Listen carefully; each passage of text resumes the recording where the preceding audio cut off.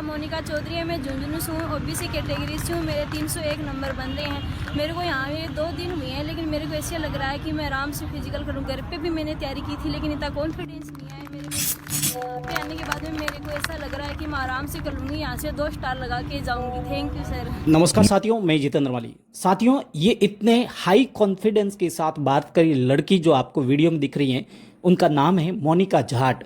और ये वीडियो तब का है जब मैडम एसआई वाली परीक्षा देने के लिए आई थी और कॉन्फिडेंस इतना हाई था कि पहले ही दावा कर गई थी कि अब तो ये मैडम 2 स्टार लेकर ही जाएगी।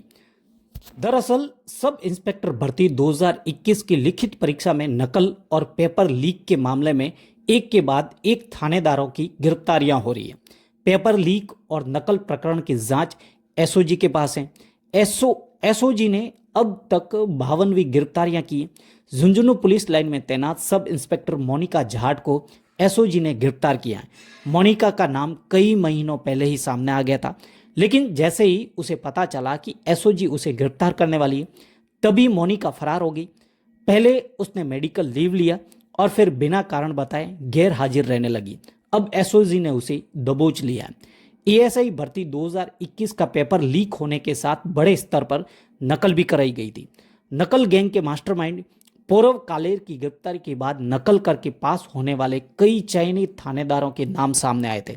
इनमें मोनिका का नाम भी शामिल था। जब पौरव कालेर की गिरफ्तारी हुई तो मोनिका को पता चल गया था कि उसका भी नंबर आने वाला है।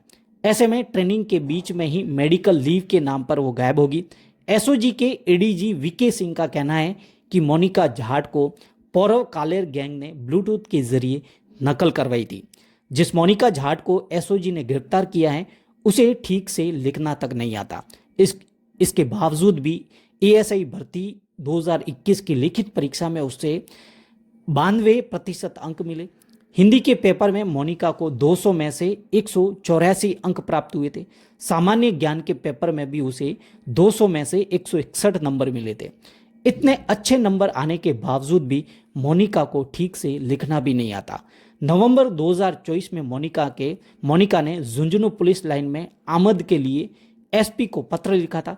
इस पत्र में करीबन 20 लाइनें थी, जिनमें हिंदी के 13 शब्द अशुद्ध लिखे गए थे। यानी हिंदी के शब्दों में इतनी अशुद्धियों की पढ़ने वाले हैरान रह जाए।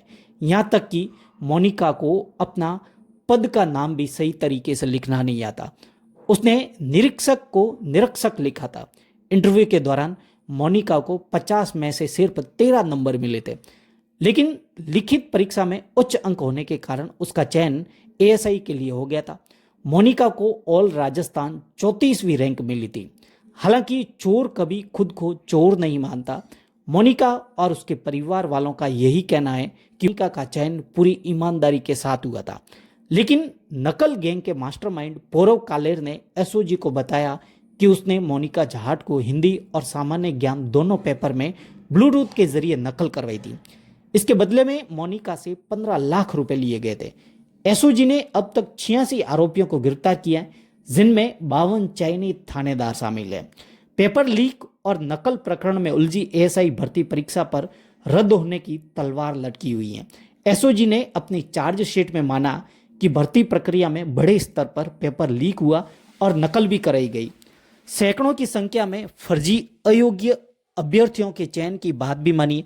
ऐसे में एसओजी ने इस परीक्षा को रद्द करने की सिफारिश की थी। एसओजी की रिपोर्ट के बाद पुलिस मुख्यालय ने भी इस भर्ती को रद्द करने की सिफारिश की थी।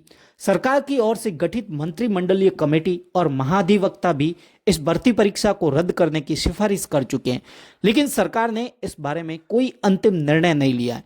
फिलहाल मामला राजस्थान हाई कोर्ट में लंबित है।